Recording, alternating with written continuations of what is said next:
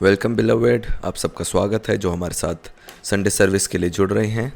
और जो लोग ऑनलाइन हैं आप लोग हमें ढूंढ सकते हैं फेसबुक में। हमारा हैंडल है @beloved sons of God। आप हमें लिख सकते हैं और अगर आप बॉम्बे में रहते तो आप हमारी कलीसिया के साथ भी जुड़ सकते हैं। और आज का जो मैसेज होगा उसके लिए जितने भी वचन हम पढ़ेंगे, एक लिंक है इस वीडियो के नीचे जिसमें आप एक PDF फाइल को पाएंगे जिसमें सारे वचन हैं जिनको आज हम पढ़ने जा रहे हैं। आज एक बहुत अद्भुत मैसेज मैं आप लोगों के साथ बांटने जा रही हूँ और इसका मुख्य टाइटल है कि क्या पुत्र को भीतरी चंगाई या छुटकारे की ज़रूरत है या नहीं। और इस मैसेज को लेने का एक कारण यह है कि जितने नए पुत्र अपनी पहचान में जागे हैं उनको मालूम है कि वो एक स्वर्ग राज्य में प्रवेश कर चुके हैं और अब वो पिता के प्रिय पुत्र कहे गए हैं। और मैं चाहती हूँ ये मैसेज उन लोगों के लिए है जो इससे पहले कलीसिया में तो थे लेकिन वो एक धर्म में अपने आप को पाते थे। और हम जानेंगे कि क्या ये सब बातें हमारे लिए लागू करती हैं उस नई वाचा की कलीसिया के लिए, एक पुत्र के लिए। हम कुछ वचनों को आज पढ़ेंगे जो नई वाचा के कलीसिया के लिए हैं और मैं चाहती हूँ कि जितनी भी पुस्तकें जो प्रेरितों के काम के बाद हैं वो सारी आपके लिए निर्धारित है, वो नई वाचा के लिए लिखी गई हैं। मैं और आप अब पुनरुत्थान के पुत्र हैं। यीशु मसीह जब मौत को हराकर जी उठे तो वो बहुत से भाइयों में पहलौठा गिना गया और जिस क्षण आपने विश्वास किया आपका स्वर्ग से नया जन्म हो गया। इसलिए कोई भी जो अपनी पहचान में बढ़ता है मैं उत्साहित करती हूँ कि आप इन पत्रियों को पढ़े। प्रेरितों के काम, गलातियों, इफिसियों, और इनमें लिखी सारी बातें बताती हैं हमारी पहचान के बारे में कि हम मसीह में कौन हैं। क्या आप सब लोगों को मालूम है कि हमारा जो विश्वास करने का जो तरीका है वो हमारे अनुभव में से हमें मिलता है। और आप देखेंगे कि आपके जीवन के बहुत से अनुभव भी बदलना शुरू कर जाएंगे जब आप जागेंगे अपनी असली पहचान में। पिछले कुछ दिनों में मैं उत्तरी भारत की यात्रा कर रही थी और वहाँ पे बहुत सी कलीसियाओं में मैं गई थी और एक गवाही जो मैंने एक स्त्री की सुनी थी उसके बारे में मैं आपको बताऊंगी और कुछ अनुभव बिलवर्ड में से कि कैसे उनके जीवन में बदलाव आए। तो मैं जब उत्तरी भारत में एक कलीसिया में थी वहाँ पे एक स्त्री से मैं मिली और वो गवाही के समय अपने अनुभव को बता रही थी कि कैसे वो बहुत सी पीड़ाओं से गुजर कर वो गई है। और जब वो अपने गवाही को बांट रही थी तो एक बात को स्त्री ने कहा कि जब ये सारे संकट थे मैंने परमेश्वर से पूछा कि परमेश्वर मैंने क्या गुनाह किए हैं। और वो इन बातों को कहने लगी कि कैसे परमेश्वर जो है बहुत से दुख और संकट को हमारे जीवन में लेके आता है ताकि वो हमें उसमें से छुड़ाए।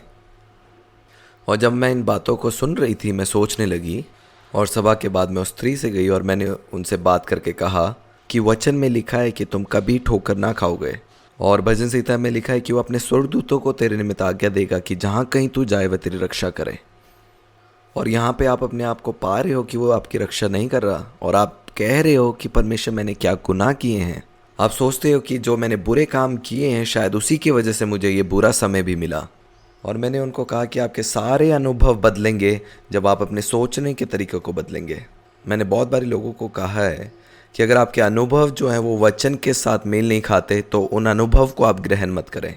वचन से अपनी पहचान को बनाइए और आप देखेंगे कि आपके अनुभव भी बदलेंगे। और मैंने उनसे पूछा कि क्या आप चाहते हैं कि इन संकट के दिनों से आप बार बार अपने जीवन में बिताते रहें, क्योंकि इन बातों को मैं अपने जीवन में नहीं पाती।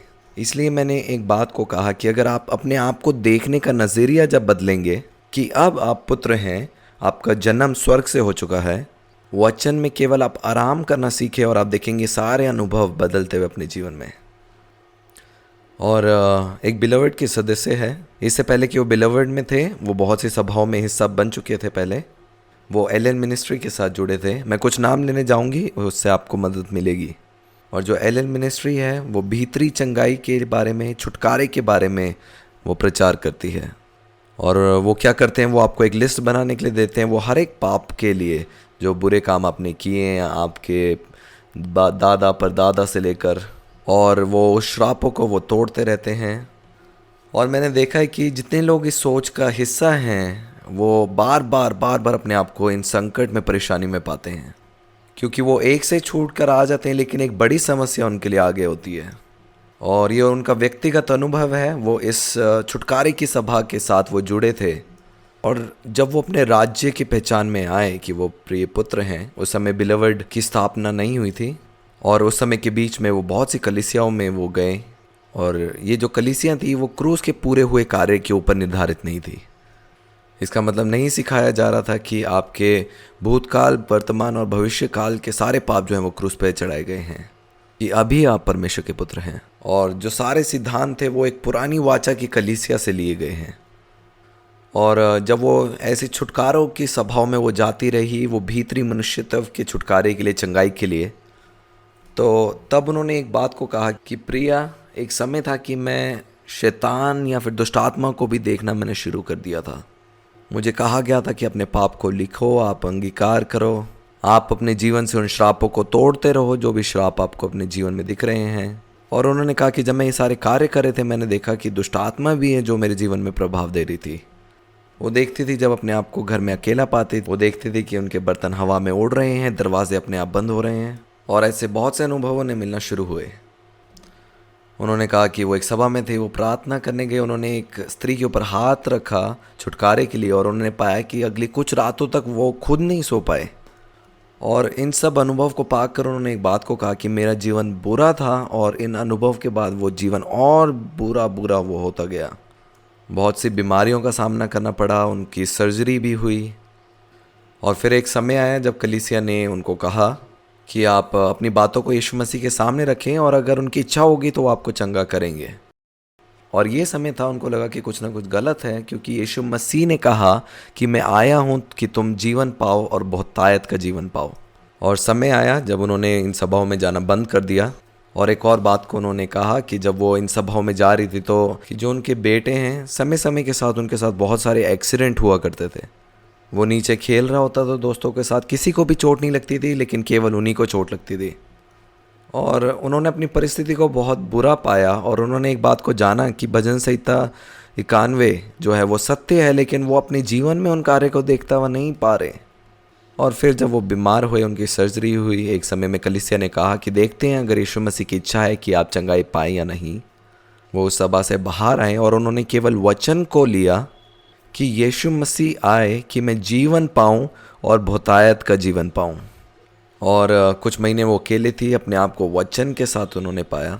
डॉक्टर्स ने बहुत ही नकारात्मक बातें कही कि आप फिर कभी माँ नहीं बन पाएंगे, लेकिन उन बातों को उन्होंने ग्रहण नहीं किया, लेकिन सत्य को उन्होंने पकड़ के रखा जो वचन है। उनकी सर्जरी हुई, और उनके कुछ समय बाद वो हमसे मिली, काफ़ी सालों बाद। और मैंने उनको एक बात को कहा कि ज़रूरी है कि उन सारी सभाओं से आप बाहर निकलें जो जीवन का प्रचार नहीं कर रहे, क्योंकि अगर वो जीवन का प्रचार नहीं कर रहे तो वो दोष लगाने वाली सभा है, और वो मृत्यु की तरफ हमें लेके जा रही है। और जब उन्होंने इन अनुभव को मेरे साथ बांटा कि वो सारे अनुभव कितने असली हैं, हर एक अनुभव जो उन्हें मिले उसमें पाया कि परमेश्वर का जो वचन है वो हाँ और आमीन के साथ नहीं है। और केवल एक बात मैंने उन्हें याद दिलाई कि बाहर आओ और याद रखो कि आप परमेश्वर के पुत्र हो। और मैं इस बात के खिलाफ हूँ कि अगर कोई सभा क्रूस के पूरे किए हुए कार्य या जीवन को नहीं सिखा रही, तो अच्छा है कि आप उस सभा से अपने आप को अलग करें। आप अकेले रह सकते हैं, वचन के साथ नई वाचा के वादे को आप पा सकते हैं, और आप अपने आप को जीवन में पाएंगे। और जब वो फिर से हमें मिले कुछ महीने बाद, जब वो जीवन के बीज, जीवन के वचन जब उनके प्राणों में बोए गए, और अब उन्होंने कलीसिया में सीखा कि कैसे आराम करें उस पूरे किए हुए कार्य के जो यीशु मसीह ने क्रूस पे किया, कि अब कोई दोष नहीं है, उसने आपको अपने प्रिय पुत्र के कहलाया है, जीवन की भरपूरी है। देखा कि उनके हर एक पाप जो भविष्य के हैं, जो अभी या पुराने पाप है, वो सब क्रूस के ऊपर जा चुके हैं। इसलिए अब अपने पुराने मनुष्यत्व को खोजने की, जांचने की ज़रूरत नहीं है, क्योंकि वो अब मर चुका है, क्योंकि अब आपका नया जन्म हो चुका है। और एक बात को उन्होंने अपने जीवन में पाया कि वो सारे अनुभव, जो बुरे अनुभव थे, वो सब उनके जीवन से रुक गए, वो गायब हो गए। अब वो दुष्ट आत्माओं को, बुरी आत्माओं को नहीं देखते थे। उन्होंने देखा कि एक स्वर्गीय सुरक्षा जो है अब वो उनके पुत्र, उनके बेटे के ऊपर थी। और फिर उन्होंने देखना शुरू किया कि वो सारे वादे जो बाइबल में उनके लिए हैं, अब वो हाँ और आमीन के साथ उनके जीवन में पूरा हो रहे हैं, जब उन्होंने आराम किया और जागे अपने असली पहचान के बारे में। तो एक सवाल कि क्या उनके पास अनुभव थे? हाँ, अनुभव थे, लेकिन वो सारे जो बुरे अनुभव थे वो कैसे बदले? तो जितना आत्मिक क्षेत्र भी था, जैसे वो अपनी पहचान में जाग रहे थे, वो भी जागरूक हुए कि अब ये जो पुत्र है वो अपनी पहचान के बारे में जाग रहे हैं, और अब मैं इनके साथ खिलवाड़ नहीं कर सकता। और उस आराम के स्थान में परमेश्वर के हर एक वचन हाँ और आमीन के साथ आपके लिए पूरा है। तो इसकी नींव कहाँ से आती है? मुझे पता है कि वो आपके दादा, आपके परदादाओं के पापों को याद दिलाकर उनके श्रापों को तोड़ते हैं, और बहुत से ऐसे दुष्ट आत्माएं हैं, श्राप हैं, जिनके बारे में वो बात करते हैं। वचन में लिखा है कि यीशु मसीह क्रूस पे गए, तो क्रूस एक चिन्ह है। अगर आप उस चिन्ह को नहीं समझेंगे तो आप यीशु मसीह को एक भगवान की तरह देखेंगे। वो मुझ में बड़ा है, लेकिन जो क्रूस है वो मेरी पहचान। वो एक चिन्ह है कि जब यीशु मसीह क्रूस पे गया तो मैं उसके साथ क्रूस पे गया। जब वो मरा मैं भी उसके साथ मरा। जब वो जी उठा तो मैं भी जी उठा। हर एक चीज़ लिखा है बाइबल में कि अब आप एक नई सृष्टि हैं। अब हम उसके साथ एक आत्मा हैं, और अब जो आदम से जो हमारा लहू का रिश्ता था वो अब कट चुका है। इसलिए जब परमेश्वर जो मेरा पिता है वो मेरे पापों को अब नहीं देखता, तो ये लोग कौन हैं जो हमें हमारे दादा परदादाओं के पाप का दोष हमारे विवेक में लगाते हैं? वो वचन पे आधारित नहीं है। आइए हम अपनी बाइबल में से कुछ वचनों को पढ़ेंगे। आप लोग PDF में भी उन वचनों को पा सकते हैं।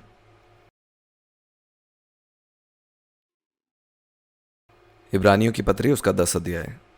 हम ये वचन हम पढ़ेंगे और उसके बाद मैं आपको समझाऊंगी क्यों ज़रूरी है इन बातों को जानना या सीखना। इसलिए कि कल को अगर कोई अपने अनुभव को लेकर आपके पास आए तो आप अपनी पहचान उनके अनुभव के निर्धारित ना बनाएं।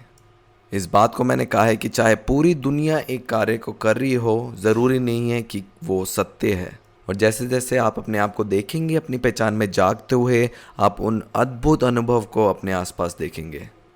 कल्पना करिए कि वो दुष्ट आत्माओं को, शैतानों को अपने आसपास देखती थी, लेकिन जब एक बारी उनको ज्ञान हो वो पुत्र हैं, सब कुछ बदल गया और सब कुछ उनके जीवन में वापस एक ठीक रीति से आ गया। उनका दूसरा बच्चा भी हुआ जो डॉक्टर ने कहा था कि उनको नहीं हो सकता। वो सत्य है जो आपको आज़ाद करता है। इब्रानी की पत्री 10 अध्याय। क्योंकि व्यवस्था जिसमें आने वाली अच्छी वस्तुओं का प्रतिबिंब है, पर उनका असली स्वरूप नहीं, इसलिए उन एक ही प्रकार के बलिदानों के द्वारा जो प्रतिवर्ष अचूक चढ़ाए जाते हैं, पास आने वालों को कदापि सिद्ध नहीं कर सकती। नहीं तो उनका चढ़ाना बंद क्यों ना हो जाता। इसलिए जब सेवा करने वाले एक ही बार शुद्ध हो जाते, तो फिर उनका विवेक उन्हें पापी ना ठहराता। यहाँ पे हम पुराने नियम के बारे में पढ़ते हैं कि वो प्रतिवर्ष बैलों, बकरियों के बलिदानों को वो चढ़ाया करते थे ताकि उनको पाप से शुद्धिकरण, उनके विवेक को शुद्धिकरण मिले। लेकिन आगे पढ़िए, परंतु उनके द्वारा प्रतिवर्ष पापों का स्मरण हुआ करता है, क्योंकि ये अनहोना है कि बैलों और बकरों का लहू पापों को दूर करे। और आगे लिखा है, इसी कारण वे जगत में आते समय कहता है, बलिदान और भेंट तूने ना चाही, पर मेरे लिए एक देह तैयार की। होम बलियों और पाप बलियों से तू प्रसन्न नहीं हुआ। तब मैंने कहा, देख मैं आ गया हूँ, पवित्र शास्त्र में मेरे विषय में लिखा हुआ है, ताकि हे परमेश्वर तेरी इच्छा पूरी करूं। यद्यपि ये बलिदान तो व्यवस्था के अनुसार चढ़ाए जाते हैं, फिर यह भी कहता है, देख मैं आ गया हूँ ताकि तेरी इच्छा पूरी करूं। इसे ध्यान से देखिए। अतः वह पहले को उठा देता है ताकि दूसरे को नियुक्त करे। और ये वाचा के बारे में यहाँ पे लिखा गया है, उसी इच्छा से हम यीशु मसीह की देह के एक ही बार बलिदान चढ़ाए जाने के द्वारा पवित्र किए गए हैं। एक ही बारी, इसका मतलब आपके सारे पाप जो भूतकाल, भविष्य काल और वर्तमान के पाप हैं, वो सब मसीह की देह में एक हो गए थे, एक ही बार के लिए। आगे लिखा है, हर एक याजक तो खड़े होकर प्रतिदिन सेवा करते हैं और एक ही प्रकार के बलिदान को जो पापों को कभी भी दूर नहीं कर सकते बार बार चढ़ाता है। परंतु यह व्यक्ति, कौन व्यक्ति? यीशु मसीह। परंतु यह व्यक्ति जो पापों के बदले एक ही बलिदान सर्वदा के लिए चढ़ाकर परमेश्वर की दाहिनी जा बैठा, और उसी समय से इसकी बाट जो रहा है कि उसके बैरी उसके पाँव के नीचे की पीढ़ी बने, क्योंकि उसने एक ही चढ़ावे के द्वारा उन्हें जो पवित्र किए जाते हैं, किन्हें? जो पवित्र किए जाते हैं, सर्वदा के लिए सिद्ध कर दिया है। आगे हम पढ़ेंगे, और पवित्र आत्मा भी हमें यही गवाही देता है, क्योंकि उसने पहले कहा था, प्रभु कहता है कि जो वाचा मैं उन दिनों के बाद उन्हें बांधूंगा वह यह है कि मैं अपने नियमों को उनके हृदय पर लिखूंगा और मैं उनके विवेक में डालूंगा। फिर वह यह कहता है, मैं उनके पापों को और उनके अधर्म के कामों को फिर कभी स्मरण ना करूंगा। उनके पापों को और उनके अधर्म को कामों को। अगर प्रभु हमारे पापों को और हमारे अधर्म के कामों को स्मरण ना करेगा तो कौन है वो लोग जो उन पापों को गाड़ने के लिए हमारे दादा परदादाओं के पापों को गाड़ कर उनका पश्चाताप, उनका अंगीकार कराने में लगे हैं। अब आगे देखिए, मैं उनके पापों को और उनके अधर्म के कामों को फिर कभी स्मरण ना करूँगा, और जब इनकी क्षमा हो गई है तो फिर पाप का बलिदान नहीं रहा। इसके हिंदी के HSS वर्जन को हम पढ़ेंगे। वे आगे कहता है, उनके पाप और उनके अधर्म के कामों को मैं इसके बाद याद ना रखूँगा। जहाँ इन विषयों के लिए पाप की क्षमा है, वहाँ पाप के लिए किसी भी बलि की ज़रूरत नहीं रह जाती। अगर वचन कहता है कि आपके पाप जो हैं क्षमा कर दिए गए हैं और उन्हें वो अब स्मरण नहीं करता, तो कौन है वो जो अब आपके द्वार में खटखटाकर आपको कहता है कि देखो तुम्हारे पाप, तुम्हारे दादा परदादा के पापों को स्मरण दिलाता है और कहता है कि ये बुरा समय इसीलिए है उन पापों के कारण। वो कौन है? वो किसकी आवाज़ है? वो पिता की आवाज़ तो नहीं है, वो पवित्र आत्मा की आवाज़ नहीं है। कैसे उनके जीवन में हर एक परिस्थितियाँ बदल गई? क्योंकि वो जाग रही थी, वो सत्य उनके पास पहुँचा और उस सत्य ने उनको आज़ाद किया। और अब अचानक से दुष्ट अब उन पे कोई हमला नहीं कर सकता, क्योंकि वो जान गया है कि ये पुत्र जो है वो अपनी असली पहचान में जाग रहा है। उसने उन्हें उस झूठ के बंधन में बांध दिया था, और जैसे जैसे वो उन झूठों को विश्वास करती थी, वो हर एक अनुभव सत्य बनता था उनके लिए। आगे पढ़ेंगे हम 19 वचन। इसलिए हे भाइयों, जब हमें यीशु के लहू के द्वारा उस नए और जीवते मार्ग से पवित्र स्थान में प्रवेश करने का हियाव हो गया है, जो उसने पर्दे अर्थात अपने शरीर में से होकर हमारे लिए अभिषेक किया है। जो काम जो हम करना चाहते थे, जो हमारे शरीर में पाप के कारण नहीं कर पाए, वो यीशु मसीह ने हमारे लिए पूरा किया, ताकि मैं और आप अब जो जीवन है वो विश्वास का जीवन जिए। इसलिए जो हमारा नया जन्म है वो विश्वास के द्वारा नया जन्म है। विश्वास के द्वारा हम धर्मी हैं और वो धार्मिकता मसीह में पाते हैं, और विश्वास ही के द्वारा हम उस धार्मिकता को पाते हैं। और जितना जितना वो पाप का विवेक आप में से दूर होता है, जितना कम दोषी आप अपने आप को ठहराते हैं, उतना आप देखेंगे वो स्वर्ग से वो स्वास्थ्य जीवन उतरता हुआ आपके अंदर। हमेशा याद रखिए कि दोषी ठहराने वाला मन जो है स्वास्थ्य से दूर है। जितना कम दोष आप अपने विवेक में लगाएंगे, उतना कम मृत्यु का प्रभाव आपके विवेक में आएगा। आप देखेंगे कि आपके अंदर से वो पुनरुत्थान जीवन जो है वो बहना शुरू होगा। जितना आप जागेंगे उतना कम दोषी रहेंगे, और आप देखेंगे कि जो बीमारियां आपके शरीर में थी वो अब गायब हो चुकी हैं, क्योंकि अब आपके पास एक धार्मिकता का विवेक है। अब आप जाग रहे हैं, अब कोई मृत्यु नहीं है, अब कोई दोष नहीं है, और अब आप नहीं सोचते कि मेरे साथ कुछ बुरा होना चाहिए। अब आप एक जीवन देने वाला आत्मा है। वो सब कुछ उस विश्राम के स्थान में है। डॉक्टर ने कहा कि उनको बच्चा नहीं हो सकता, लेकिन उनको एक तंदुरुस्त बच्चा हुआ। उनके जो सारे अनुभव हैं उनको उन्होंने बदलता हुआ देखा, क्योंकि अब वो एक पुत्र के अधिकार में चलते हैं।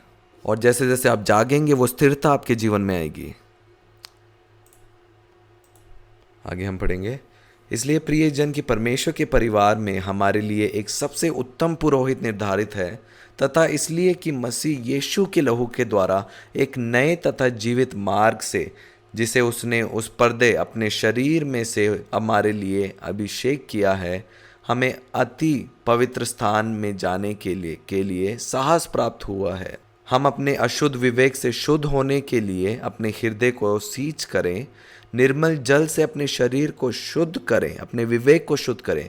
आपको मालूम है, अगर आप कुछ गलत अपने शरीर में होकर करेंगे तो आपका मन जो है वो आपको दोषी ठहराएगा, क्योंकि हमने उस भले बुरे के ज्ञान के वृक्ष को खाया था और वो हमें दोषी ठहराता है। इसलिए वचन में लिखा है कि निर्मल जल से अपने शरीर को, विवेक को शुद्ध करें, और तब वो समय पवित्र आत्मा आपको स्मरण दिलाता है कि आप परमेश्वर के पुत्र हैं और मसीह में हम पिता की धार्मिकता हैं। और जितना आप अपने आप को पुत्र की पहचान में देखना शुरू करेंगे, आप अपने आप को एक राजा की तरह देखेंगे।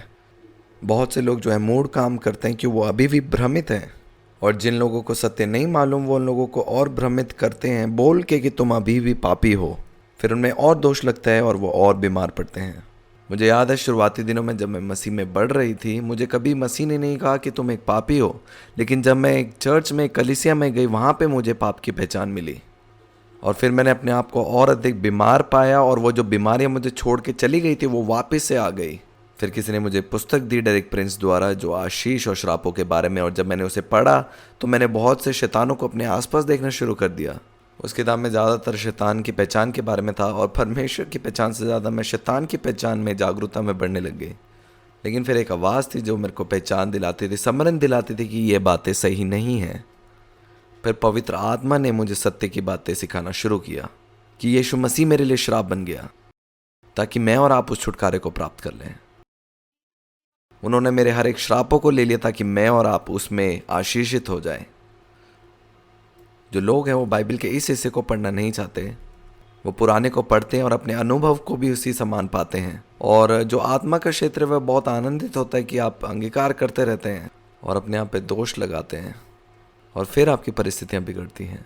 एलन मिनिस्ट्री की एक गवाही के बारे में मैंने सुना जिसमें उन्होंने एक स्किन डिजीज है, लेकिन वो बीमारी फिर से वापस आई और बड़े रूप में। वो कहते हैं कि आप अंगीकार करो, अंगीकार करो। अंगीकार करने से क्या होता है, हमारा मन हमें दोषी नहीं ठहराता और उन्हें लगता है कि उनको क्षमा मिल चुकी है, तो हो सकता है उनको कुछ प्राप्त हो। लेकिन फिर जब एक विचार उनके मनों में आता है जो दुष्ट के द्वारा आते हैं कि तूने इस पाप का अंगीकार नहीं किया अभी तक, तो आप इसी चक्कर में आप अपने आप को पाते हैं बार बार बार बार और आप देखते हैं अंत में विजय आपके पास नहीं है।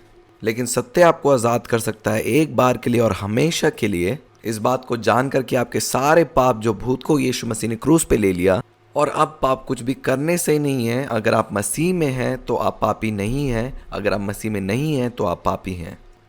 मनुष्य जो है वो शरीर को देखता है, लेकिन परमेश्वर जो है वो हमारी आत्मिक पहचान को देखता है। जब आदम ने पाप किया उसकी आत्मा मर गई और परमेश्वर ने उसे मृत्यु में देखा। आप मसीह में हैं, आप जीवित हैं। अब आपकी पहचान शरीर से नहीं है। क्यों ये सत्य जानना ज़रूरी है? आप इन सत्य को जानेंगे और देखेंगे कि आपका वातावरण भी आसपास बदलता जाएगा। और स्त्री के साथ भी ऐसा हुआ, जितना उसने उस सत्य को जाना, उसने सुना, और जब मैंने उसको कहा कि इन सभाओं से आप बाहर आओ, क्योंकि जहाँ जीवन नहीं वहाँ मसीह नहीं, वो मृत्यु में है। क्योंकि अगर आप शरीर में हैं तो आप परमेश्वर को प्रसन्न नहीं कर सकते। वो आत्मा में होना ज़रूरी है, और जो पिता की आराधना करते हैं वो आत्मा और सच्चाई से करना है। और अब कैसे वो सारे वादे उस स्त्री के लिए, जैसे वो वचन सुन रही है, जान रही है कि वो एक पुत्र है, उस सत्य को जानने के बाद सारे अनुभव जो हैं वो बदल जाते हैं और सारे वादे जो हैं वो हाँ और आमीन हो जाते हैं मसीह में। जैसे जैसे आप अपनी पहचान में जागना शुरू करते हैं, आप देखेंगे सारी सृष्टि जानेगी कि आप परमेश्वर के पुत्र हैं।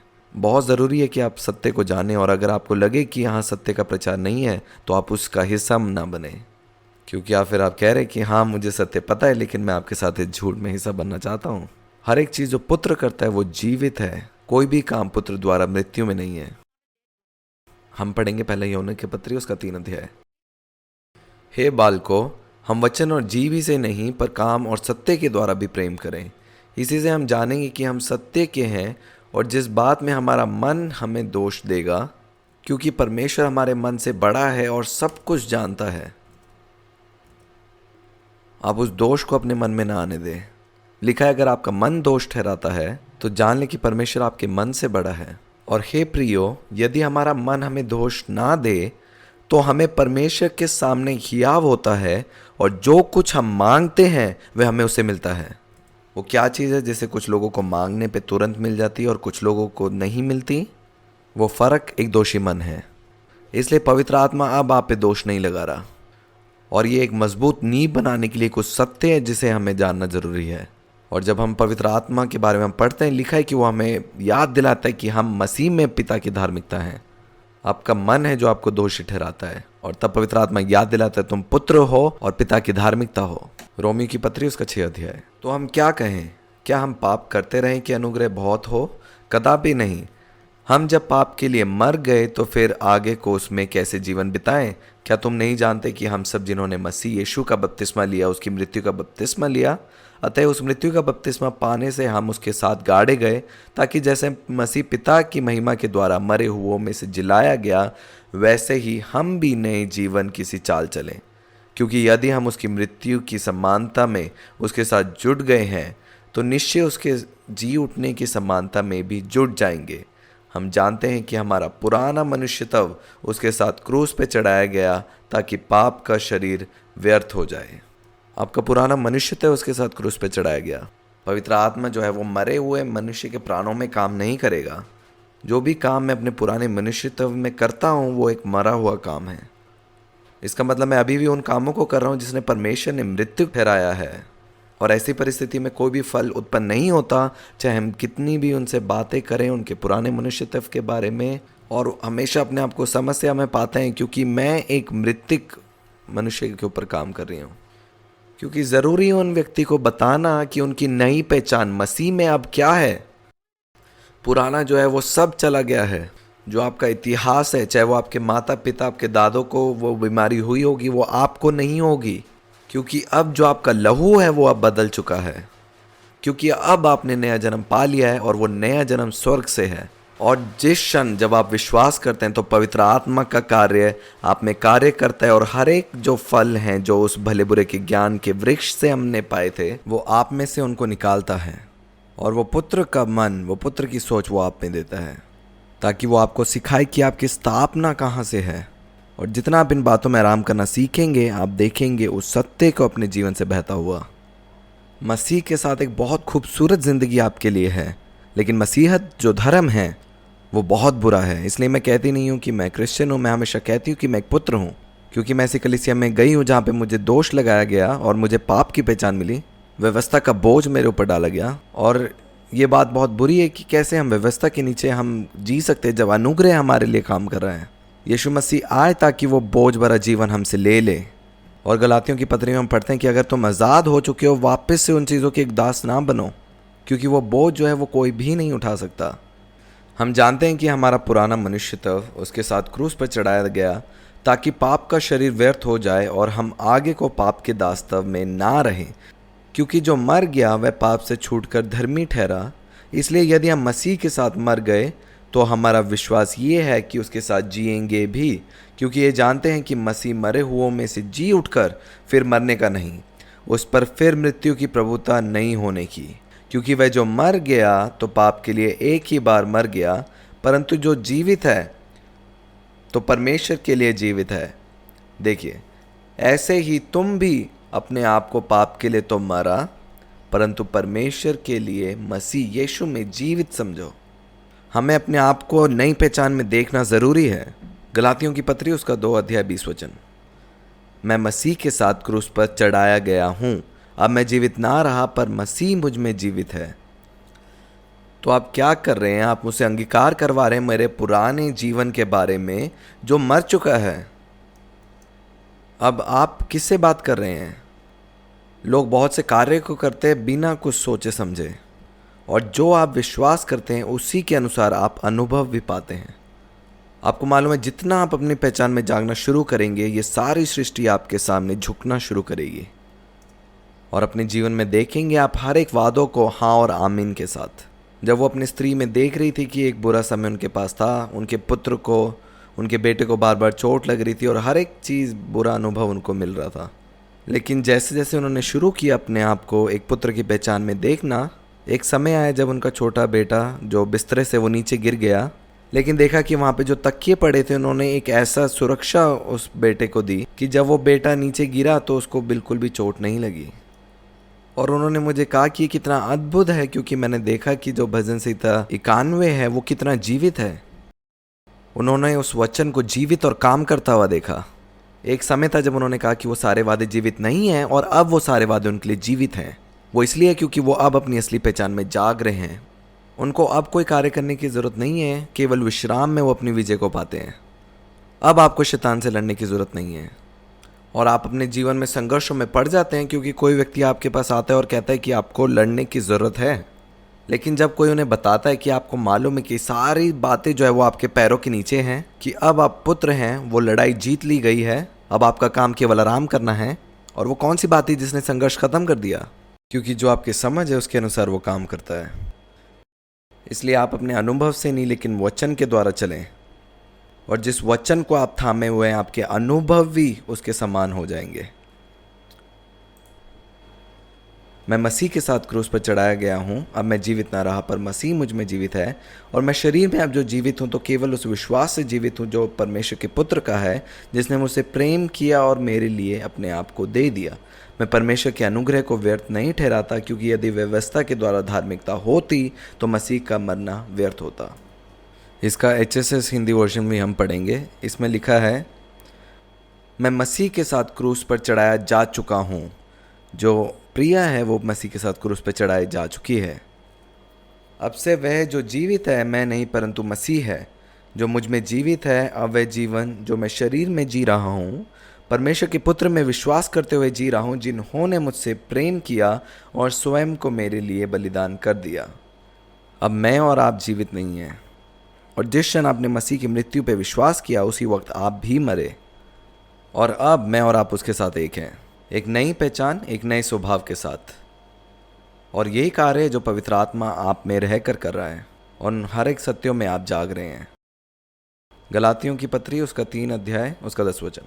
वे जो व्यवस्था के कार्यों पर निर्भर हैं शापित है, क्योंकि पवित्र शास्त्र का वर्णन है, शापित है वह है जो व्यवस्था के हर एक नियम का पालन नहीं करता। ये स्पष्ट है कि व्यवस्था के द्वारा परमेश्वर के सामने कोई भी धर्मी नहीं ठहरता, क्योंकि लिखा है, वह जो धर्मी है विश्वास से जीवित रहेगा। फिर भी व्यवस्था विश्वास पर आधारित नहीं है। इसके विपरीत जो इसका अनुसरण करेगा वह इसके कारण जीवित रहेगा। यहाँ पे वचन क्या कह रहा है कि अगर आप घमंड कर रहे हैं अपने कामों के ऊपर, कि अपने कोई काम करके या कार्य करके आप परमेश्वर से कुछ पाने की कोशिश कर रहे हैं, या व्यवस्था पालन करके आप धर्मी ठहरने की कोशिश कर रहे हैं, यहाँ पे पौलुस उनके लिए लिख रहा है कि अगर तुम एक नियम का पालन कर रहे हो तो तुम सारी व्यवस्था का पालन करो।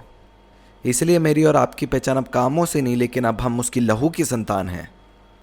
13 वचन, मसीह ने स्वयं शाप बनकर हमें व्यवस्था के शाप से मुक्त कर दिया।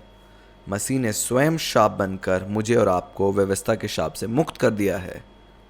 हर एक शिक्षा जो सिखाती है कि आप पर, आपके बाप दादाओं पर जो श्राप हुए हैं आपको उनको तोड़ने की ज़रूरत है, यहाँ वचन पे लिखा है कि स्वयं मसीह ने स्वयं शाप बनकर हमें व्यवस्था के शाप से मुक्त कर दिया है। वो हर एक श्राप उसने ले लिए हैं। जिस क्षण हमारा नया जन्म हुआ और हम उसके पुत्र ठहरे, वह स्वयं शाप बन गया। जैसे कि लिखा है, शापित है हर एक जो काठ पर लटकाया जाता है। यह सब इसलिए कि मसीह यीशु में अब्राहम की आशीषें गैर यहूदियों, अन्य जातियों में और आप तक आए, और हम विश्वास द्वारा प्रतिज्ञा की हुई पवित्र आत्मा प्राप्त करें। जिस क्षण आपका नया जन्म हो गया, वो हर एक श्राप जो आपके इतिहास, आपके पुरखों, आपके परदादा, हर एक जो बुरे काम जो आपने किए थे, वो सब कुछ अब आपसे दूर हो चुका है। अब कोई पुराना श्राप आप पे काम नहीं कर सकता। कोई भी बुरी चीज़, अंधकार का आप पे अब कोई अधिकार नहीं है। हर एक विरासत अब आपकी उस स्वर्गीय पिता से आती है जो कि लहू के द्वारा हमें प्राप्त की गई है। क्यों? क्योंकि हम उसके लहू की संतान हैं। कुलुस्सियों की पत्री उसका 2 अध्याय, कुलुस्सियों की पत्री उसका 2 अध्याय उसका 6 वचन। अतः जैसे तुमने मसीह यीशु को प्रभु करके ग्रहण कर लिया है, वैसे ही उसी में चलते रहो और उसी में जड़ पकड़ते और बढ़ते जाओ, और जैसे तुम सिखाए गए वैसे ही विश्वास में दृढ़ होते जाओ और अधिक अधिक धन्यवाद करते रहो। ये ध्यान रहे कि कोई भी तुम्हें तत्व ज्ञान तथा खोखले छल के माध्यम से अपने वश में ना कर ले, जो मनुष्य की परंपरा तथा संसार के आदि शिक्षा पर आधारित है, ना कि मसीह के अनुसार। परमेश्वर तत्व की सारी परिपूर्णता उनके शरीर में वास करती है। तुमने उसी में जो प्रधानता तथा अधिकार में सबसे ऊपर है सारी परिपूर्णता प्राप्त की है। मसीह द्वारा किए गए खतना के द्वारा जब तुम्हारा सारा पाप का स्वभाव उतार दिया गया, तुम्हारा ऐसा खतना किया गया जिसे हाथ से नहीं बनाया गया। वो हर एक दोष लगाने वाला प्राण और पाप से को काट दिया गया और ख़त्म कर दिया कार्य के द्वारा जो मसीह में मेरे और आपके लिए किया गया।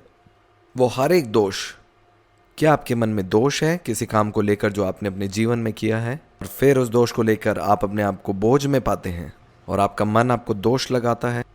क्योंकि वचन में लिखा है कि जब तुम्हारा सारा पाप, वो दोषी ठहराने वाला मन दूर किया गया है, वो ख़त्म हो चुका है उस कार्य के द्वारा जो मसीह ने मेरे लिए और आपके लिए किया। अब आपको अनुमति भी नहीं है उस दोषी ठहराने वाले मन को अपने अंदर कार्य करने के लिए। उसने आपको निर्दोष ठहराया। और जितना आप अपने आप को निर्दोष ठहराएंगे, यही मतलब है एक धार्मिकता का विवेक पहनने का। धार्मिकता का विवेक का अर्थ यही है कि एक पुत्र जानता है कि उसके पिता के साथ रिश्ता है केवल उस लहू के द्वारा, क्योंकि मैंने उसके द्वारा जन्म लिया है। और ये जो मेरी पहचान है, ये मेरे किसी कार्य या मेरे काम के द्वारा नहीं है। और हर एक वो स्वर्गीय आशीष है, वो जो जीवन मुझे मिलता है, वो केवल उस लहू के द्वारा मिलता है। और ये एक सरलता है पुत्रत्व की सच्चाई की। कल मैं घर में थी और इन बातों को याद करी थी कोविड से पहले कि परमेश्वर ने दिखाया कि मेरा सारा जो जीवन है वो उसके लहू में छिपा हुआ है। उन्होंने याद दिलाया कि तुम एक लहू के क्षेत्र में जीते हो और दूसरे लोगों को तुम जागरूक करो इस सत्य के बारे में, क्योंकि हमारा जो पूरा जीवन है वो हम उस लहू के क्षेत्र में जीते हैं। इसीलिए फ़र्क है संसार के लोगों का और उसके संतानों के बीच में। और जो मेरा भाई है संदीप, उसको कुछ खांसी या जुकाम आना शुरू हुआ। मैं उस समय अपनी माँ के साथ रह रही थी। सरल है जब मैं अपने आप से अकेले अपने घर में रहती हूँ, क्योंकि कुछ भी ऐसी बातें जो है वो मेरे कानों तक नहीं पहुँचती। और मैं इन बातों से गूंज रही थी और मैंने कहा ठीक है कि हम जाकर जो है आपका टेस्ट कराएंगे। हम हॉस्पिटल में गए उनका कोविड टेस्ट कराने के लिए। और एक कार्य जो मुझे याद आया, बाइबल कहती है मुझे करने के लिए, वो है विश्वास करने के लिए परमेश्वर के पुत्र के ऊपर। वही एक कार्य है। ये हम यूहन्ना की पुस्तक में पढ़ सकते हैं 6 अध्याय 29 वचन, कि परमेश्वर का कार्य यह है कि तुम उस पर जिसे उसने भेजा है विश्वास करो। मैं इस बात पे विश्वास करती हूँ। और अब जो मेरा विश्राम है, मेरी शांति है, वो परमेश्वर पे है, क्योंकि वो विश्वास योग्य है। और एक ऐसा बोझ मैंने पाया कि मुझे कुछ करने की ज़रूरत है। और जब भी आप ऐसे बोझ को पाते हैं तब याद रखें कि आपको कुछ करने की ज़रूरत नहीं है, क्योंकि वो आपने कार्य कर लिया जब आपने यीशु मसीह पे विश्वास किया। अब आप मसीह में हैं और सारा बोझ जो है मसीह ने आपसे ले लिया है। अब हम उसकी विश्वास योग्यता से जी रहे हैं। मैं वापस घर आई और मैंने कहा कि अब मैं इसके बारे में नहीं सोचूंगी, और मैं सोने चली गई। और वो रिपोर्ट मुझे आज के दिन मिली और वो रिपोर्ट नेगेटिव थी। लेकिन मेरा विश्राम का स्थान वो था जब सारी बातों ने मेरे द्वार पे खटखटाया कि तुम हॉस्पिटल जा रहे हो, तुम टेस्ट कर रहे हो, तुम तो पुत्र हो। और वो हर एक बोझ जो मेरे ऊपर आ रहा था, पवित्र आत्मा ने इस बात को याद दिलाया कि पुत्र के लिए अब कोई भी कार्य करने की जरूरत नहीं है। वो एक लौता काम जो आपके लिए था वो मसीह पे विश्वास करना था। एक लौता काम जो मेरे और आपके लिए है वो है मसीह पे विश्वास करना। और अब ये मसीह जीवन जो है वो उसकी विश्वास योग्यता से मैं जीता हूँ। और उन वचनों के द्वारा ही मेरा आराम है। और मैंने देखा उन वचनों को जीवित उस समय भी जब मैं आराम कर रही थी। आगे हम पढ़ेंगे, इन वादों को हम पढ़ेंगे बाइबल में से। उसी में तुम्हारा ऐसा खतना हुआ है जो हाथ से नहीं होता, अर्थात मसीह का खतना, जिससे शारीरिक देह उतार दी जाती है और उसके साथ बपतिस्मा में गाड़े गए, और उसी में परमेश्वर की सामर्थ पर विश्वास करके जिसने उसको मरे हुओं में से जिलाया, उसके साथ जी भी उठे। उसने तुम्हें भी जो अपने अपराधों और अपने शरीर की खतना रहित दशा में मुर्दा थे, उसके साथ जिलाया और हमारे सब अपराधों को क्षमा किया। इस बात को जाने, लिखा है कि यीशु मसीह ने आपको मृत्यु के क्षेत्र से निकालकर अपने पुत्र के क्षेत्र में प्रवेश कराया है। एक क्षेत्र से हम दूसरे क्षेत्र में गए हैं। और जैसे जैसे आप विश्वास करते हैं और आप जागते हैं अपनी असली पहचान के बारे में और विश्राम करना सीखते हैं अधिक से अधिक, तो सारा आत्मिक क्षेत्र जागता है आपकी पहचान के बारे में कि आप कौन है। इन सत्यों को आप पढ़िए। हमारे सब अपराधों को उसने क्षमा किया, कल, आज और भविष्य के पाप। अगर परमेश्वर आपके पापों को नहीं देखता तो ये लोग कौन है जो आपके पापों को आपको याद दिलाते हैं।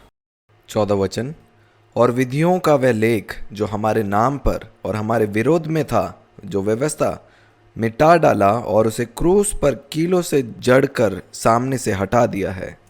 आपका जो पुराना आदम का मनुष्यत्व है, हर कुछ जो आदम से था, जो श्राप आदम से थे, क्योंकि वो आदम का लहू हमारे अंदर था।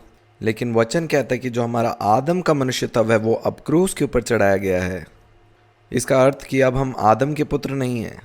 अगर मैं आदम से नहीं हूँ तो मुझे फिर पिछली बातों का फर्क नहीं पड़ता जो आदम से जुड़ी हैं, क्योंकि परमेश्वर कहता है कि तुम अब मेरी संतान हो, तुम्हारा नया जन्म स्वर्ग से हुआ है। हम लहू की संतान हैं, और जो यीशु मसीह के लहू से जन्मा है वो पाप से रहित है। 15 वचन, और उसने प्रधानताओं और अधिकारों को ऊपर से उतार कर उनका खुल्लम खुल्ला तमाशा बनाया और क्रूस के द्वारा उन पे जय जयकार की ध्वनि सुनाई। इस वचन पे आप अध्ययन करें। और उसने प्रधानताओं और अधिकारों को ऊपर से उतार कर उनका खुल्लम खुल्ला तमाशा बनाया। हर एक उन ताकतों का जो हमारे ऊपर दोष लगाती थी, उसने क्रूस के द्वारा उन पर जय जयकार की ध्वनि सुनाई। कल्पना करिए कि यीशु मसीह ने दुष्ट के गले में एक रस्सी बांधकर उसको खुल्लम खुल्ला सबके सामने उसका तमाशा बनाया, क्योंकि वो सारी प्रधानताएं अब यीशु मसीह के गुलाम हैं। हम उन ताकतों के गुलाम नहीं हैं, लेकिन वो हमारे गुलाम हैं। जिस समय में मैंने जागना शुरू किया, हर एक वो जो शैतान की चीज़ें मुझे दिखाई पड़ती थी वो सब हट गई। मेरे हर एक अनुभव बदल गए, क्योंकि मैंने इस बात को जाना कि कोई मुझे वो झूठ मेरे प्राणों में बो रहा था। मैं उन बातों पे विश्वास कर रही थी और मेरे अनुभव भी उसी के समान हो रहे थे। मेरी हर एक बीमारी मुझे छोड़ के चले गई। मेरे सारे अनुभव बदल गए जब मैं अपनी असली पहचान में जागी। हम 16 वचन को पढ़ेंगे। इसलिए खाने पीने या पर्व या नए चांद या सबत के विषय में तुम्हारा कोई फैसला ना करे। इसका मतलब फिर कोई नियम ना लगाने दे कि ऐसा करो, ऐसा ना करो, इसको उतारो, ऐसा ना पहनो, हर एक वो ऐसी बातें। आगे हम पढ़ेंगे, क्योंकि ये सब आने वाली बातों की छाया है, पर मूल वस्तु मसीह की है। कोई मनुष्य आत्माहीनता और स्वर्गदूतों की पूजा करा के तुम्हें दौड़ के प्रतिफल से वंचित ना करे। ऐसा मनुष्य देखी हुई बातों में लगा रहता है और अपनी शारीरिक समझ पर व्यर्थ फूलता है और उस शिरोमणि को पकड़े नहीं रहता, जिससे सारी देह जोड़ों और पट्टों के द्वारा पालन पोषण पाकर और एक साथ गठकर परमेश्वर की ओर से बढ़ती जाती है। जबकि तुम मसीह के साथ संसार की आदि शिक्षा की ओर से मर गए हो। मैं मसीह के साथ संसार की आदि शिक्षा की ओर से मर गया हूँ, तो फिर क्यों उनके समान जो संसार के हैं जीवन बिताता हूँ।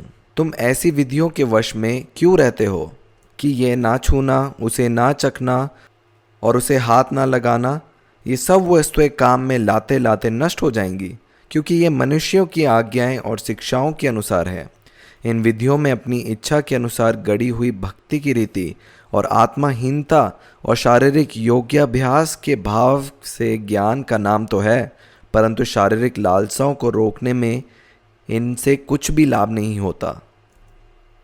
मुझे याद है जब मैं कलीसिया के साथ जुड़ी हुई थी, मुझे एक ऐसा व्यक्ति मिला जो सत्य का प्रचार कर रहा था और एक स्त्री को उसके असली पहचान में जागने में मदद कर रहा था।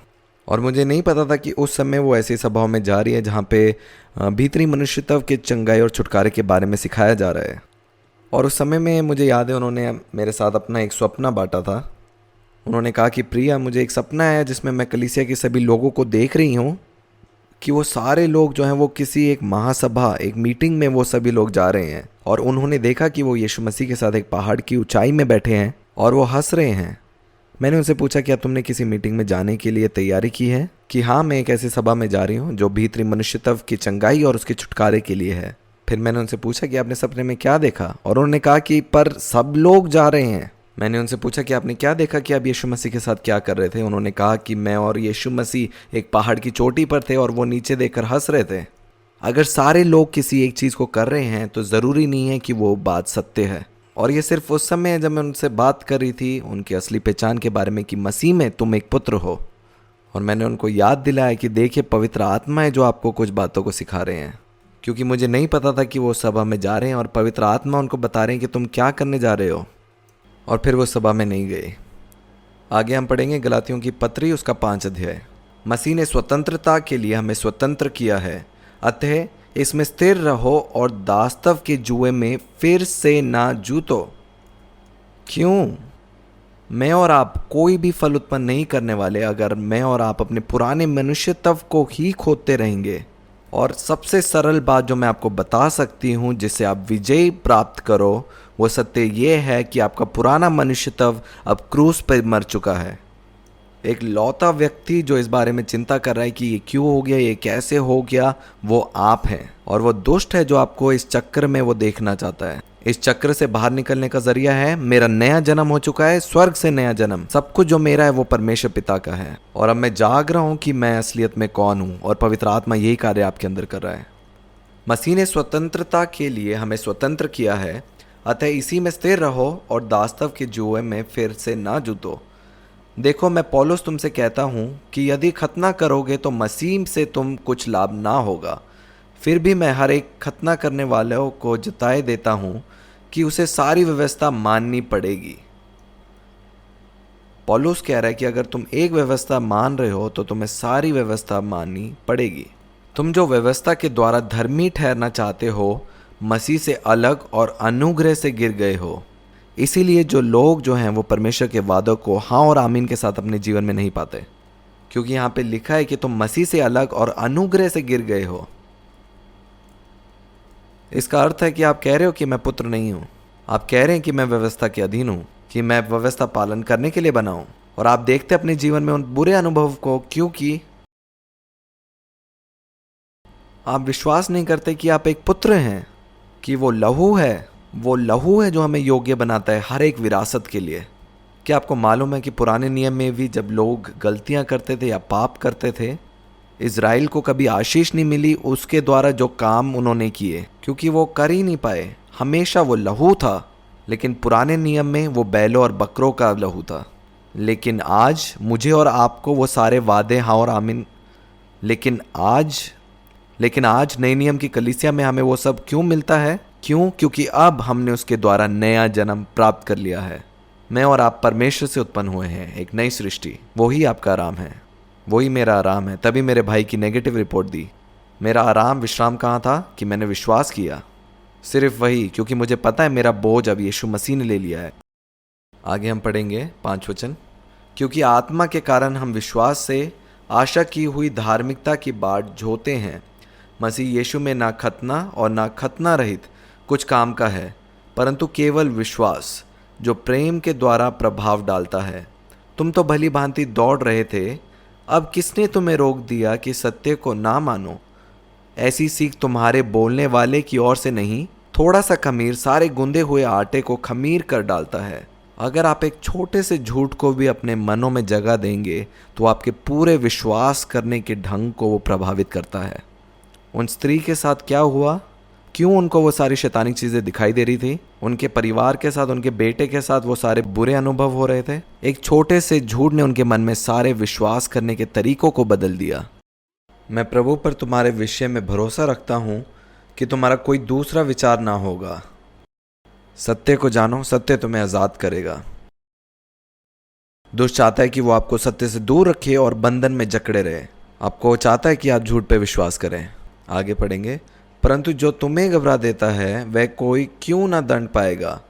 परंतु हे भाइयों, यदि मैं अब तक खतना का प्रचार करता हूँ तो क्यों अब तक सताया जाता हूँ? फिर तो क्रूस की ठोकर जाती रही।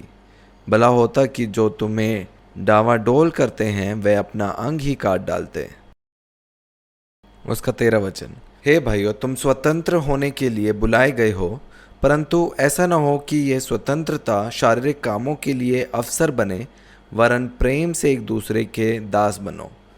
इसका एक अर्थ ये भी है कि सब चीज़ें करने के लिए मुझे अनुमति है, लेकिन सारी चीज़ें मेरी लाभ की नहीं।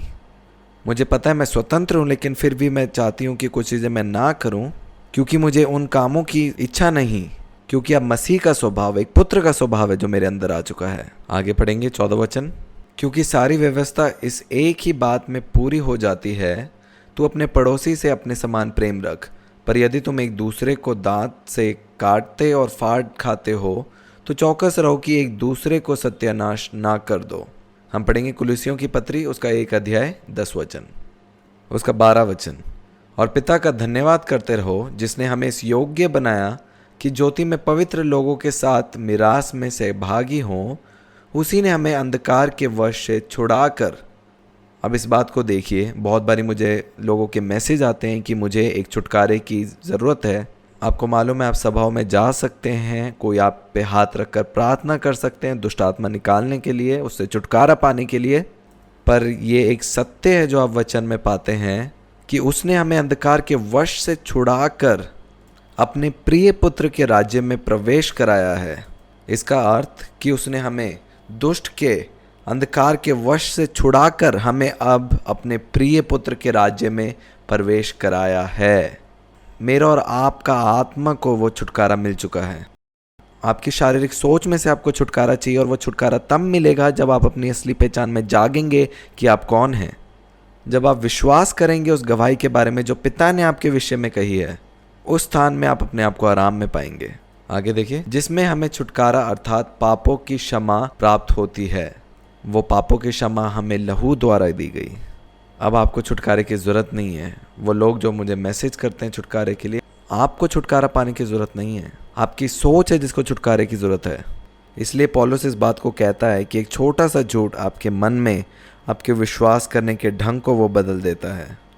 इसलिए अब पवित्र आत्मा कार्य कर रहा है उन झूठ को आपके मनों से बाहर निकालने के लिए, और उस सत्य को प्रकट कर रहा है कि आप में कितनी सामर्थ है, क्योंकि मैं और आप अब यीशु मसीह की तरह स्वर्ग से जन्मे गए हैं। अब वो परमेश्वर का इकलौता नहीं लेकिन परंतु भाइयों में से पहलौटा है, क्योंकि जो मुझ में है वो इस संसार में जो है वो उससे बड़ा है। जैसे वो था वैसे ही मैं हूँ इस संसार में। क्या होगा जब सत्य आपको मालूम होगा? आप आज़ाद हो जाओगे, आप लड़ना छोड़ोगे। तब आपको जानकारी होगी मुझे कुछ भी निकालने की ज़रूरत नहीं है, क्योंकि पहले से वो मेरे पैरों के नीचे है। और अब जो आत्मिक क्षेत्र जो शैतान है वो जानता है कि ये जो व्यक्ति है ये पहले बहुत डरा हुआ था और अब ये व्यक्ति स्थिर है, क्योंकि वो पुत्र जाग चुका है और शैतान कुछ नहीं कर सकता। आगे हम पढ़ेंगे 15 वचन। वह तो अदृश्य परमेश्वर का प्रतिरूप और सारी सृष्टि में पहलौटा है, क्योंकि उसी में सारी वस्तुओं की सृष्टि हुई, स्वर्ग की हो अथवा पृथ्वी की, देखी या अनदेखी, क्या सिंहासन, क्या प्रभुताएं, क्या प्रधानताएं, क्या अधिकार, सारी वस्तुएं उसके द्वारा और उसी के लिए सृजी गई है। वही सब वस्तुओं में प्रथम है और सब वस्तुएं उसी में स्थिर रहती हैं। वही देह अर्थात कलीसिया का सिर है।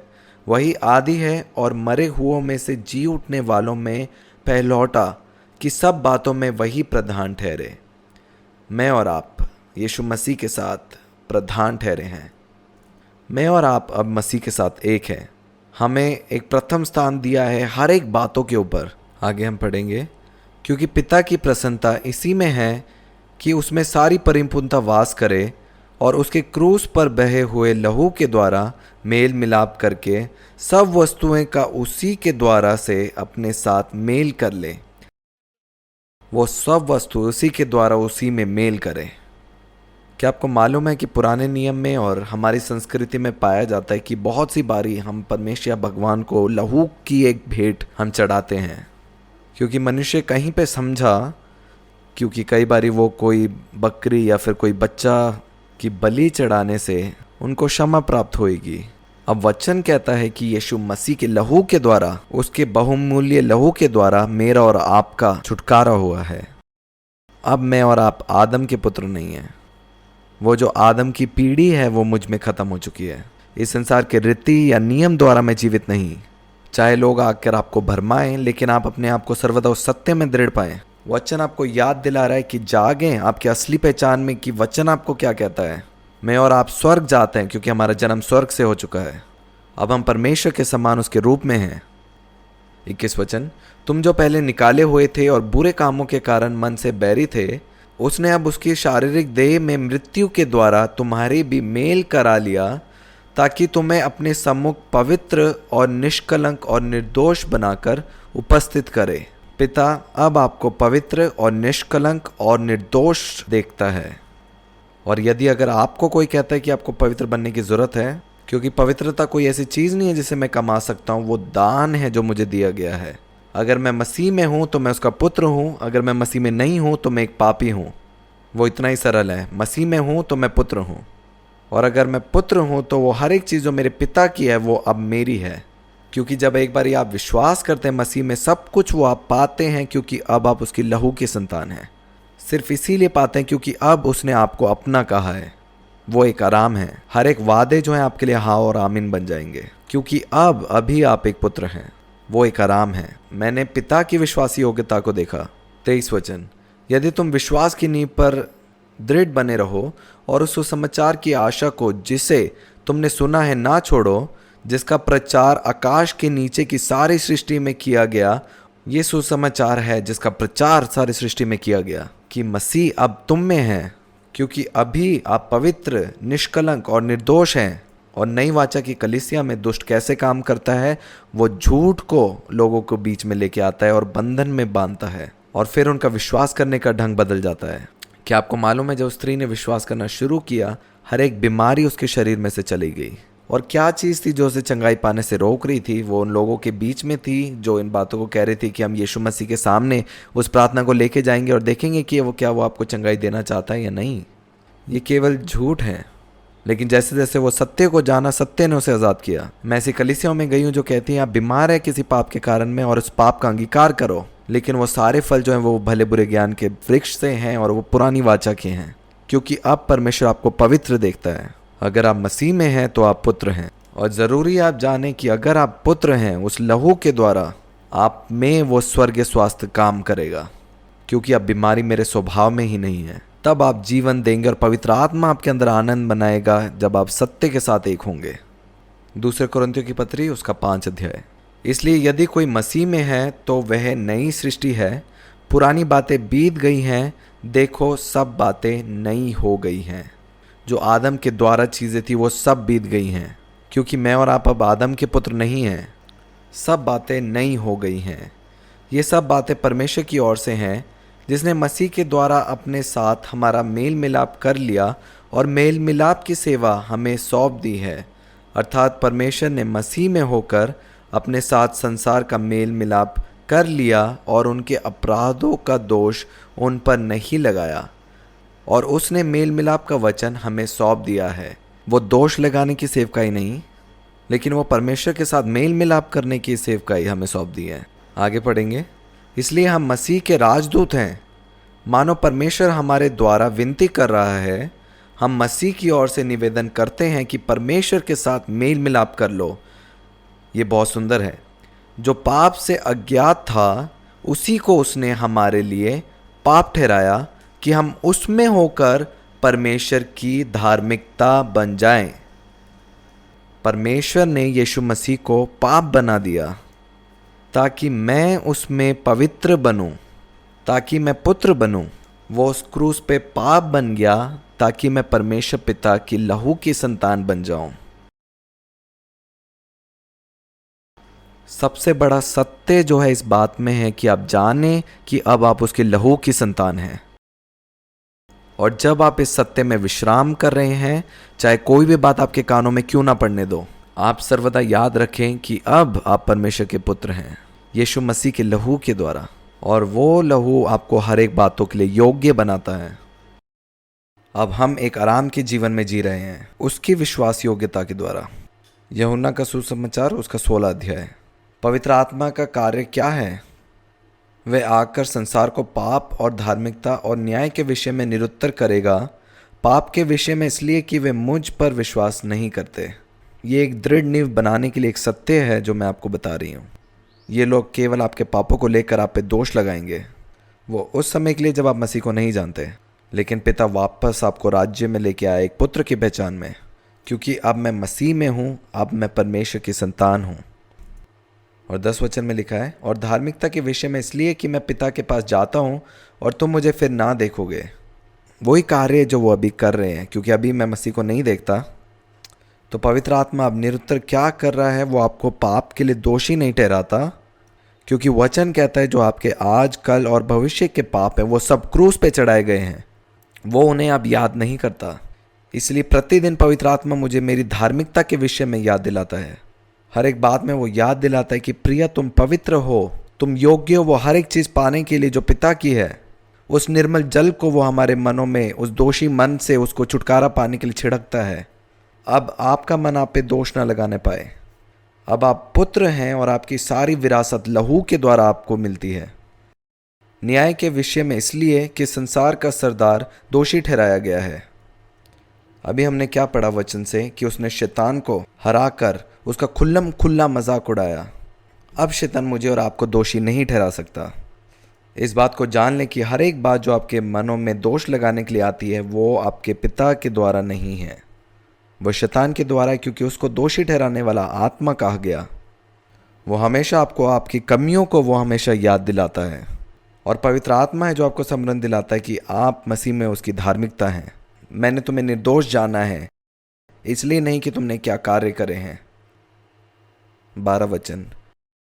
पर तुमसे और भी बहुत सी बातें कहनी है, परंतु अभी तुम उन्हें सह नहीं सकते, यीशु मसीह बहुत सी बातें कहना चाहता था, लेकिन कहते हैं कि अभी तुम उन्हें सह नहीं सकते, परंतु जब वह अर्थात सत्य का आत्मा आएगा तो तुम्हें सब सत्य का मार्ग बताएगा, क्योंकि वह अपनी ओर से ना कहेगा, परंतु जो कुछ सुनेगा वही कहेगा और आने वाली बातें तुम्हें बताएगा।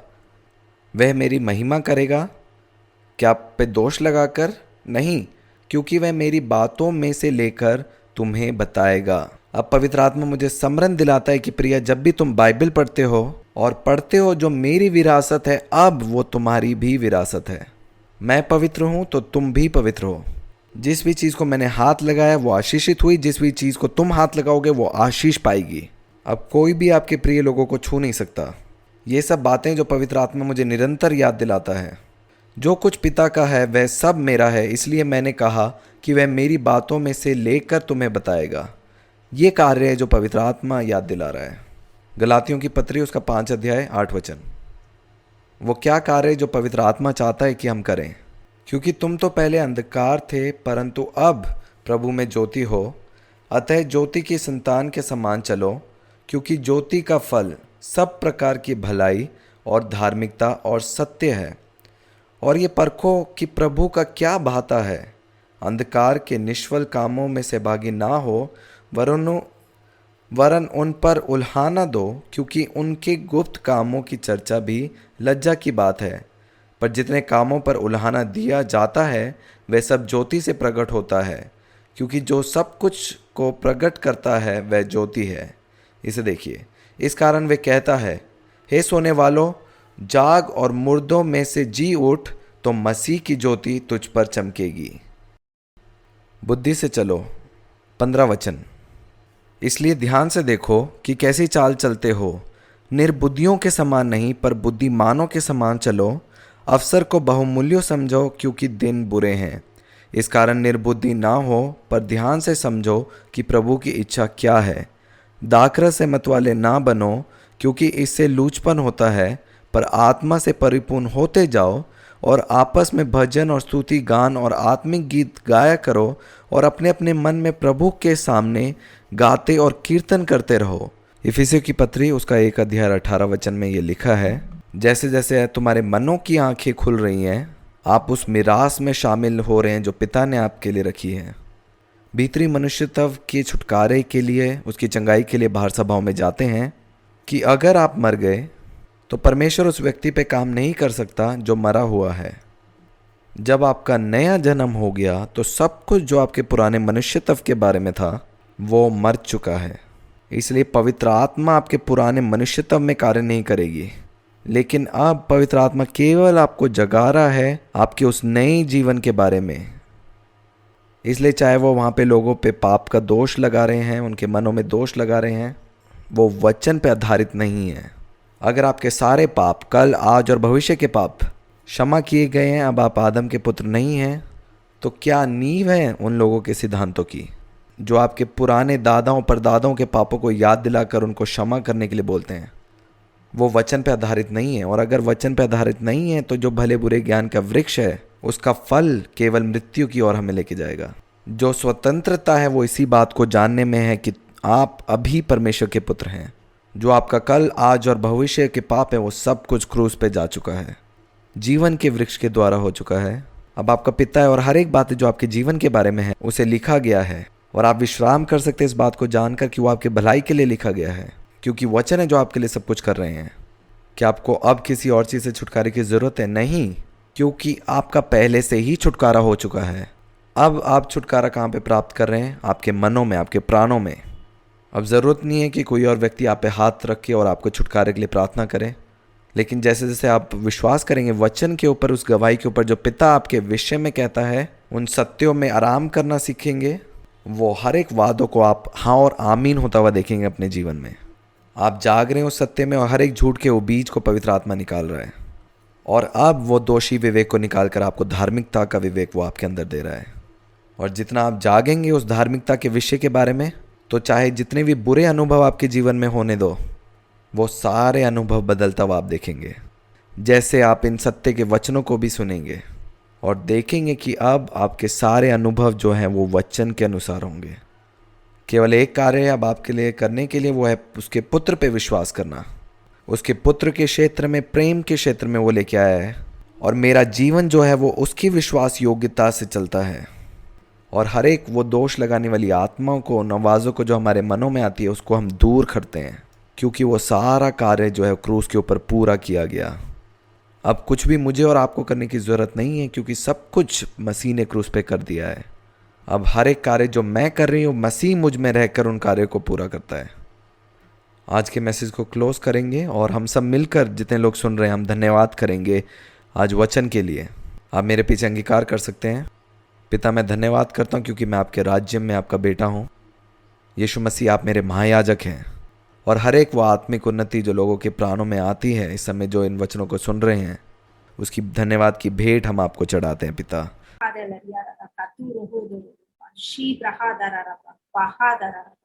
Father, I thank you that everyone, even as they hear this word, that they will know that you've already done, the work is finished, that they are sealed, Father, in your blood.